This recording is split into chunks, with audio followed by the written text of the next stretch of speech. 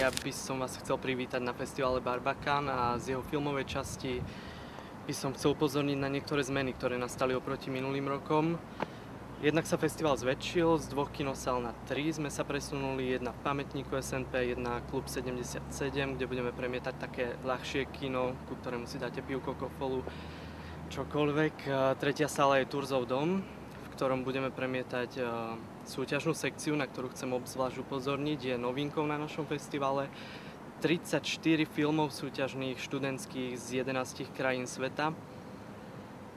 Do poroty zasadne okrem slovenských tvorcov Ivany Šebestovej, Mareka Kuboša, poľská Kasia Adamik a rumunsko-maďarský režisér Robert Lakatoš. Myslím, že stačí toto. Takisto to Véčko je také, ale nechcem ti do tohoto ty úplne, že... Osobne sa najviac teším spomedzi našich filmov na niektoré, ktoré máme v slovenských premiérach alebo distribučných predpremiérach.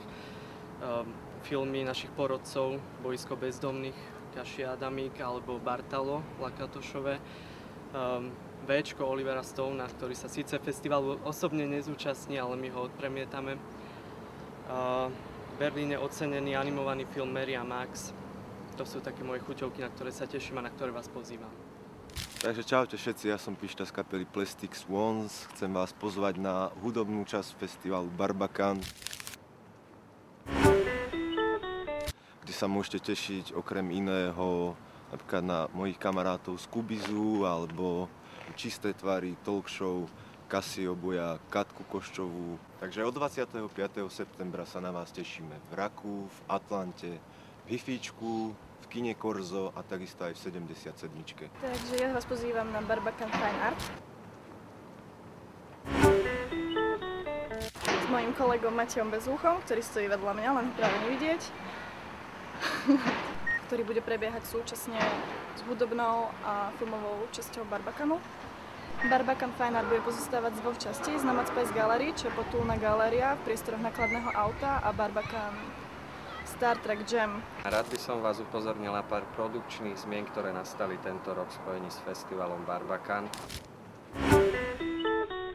Pre mimomestských návštevníkov festivalu sme pripravili niekoľko alternatív lacného ubytovania.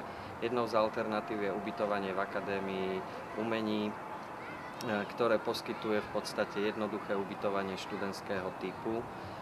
Záujemcovia o toto ubytovanie sa môžu prihlásiť na akreditácii festivalu Barbakan, ktorý bude v Malej bašte pamätníka SMP, kde si môžu zakúpiť ubytovanie v Akadémii umení. Ďalšou alternatívou ubytovania je jednoduché ubytovanie, dá sa povedať, v spacákoch a karimatkách v telocvični základnej školy SMP.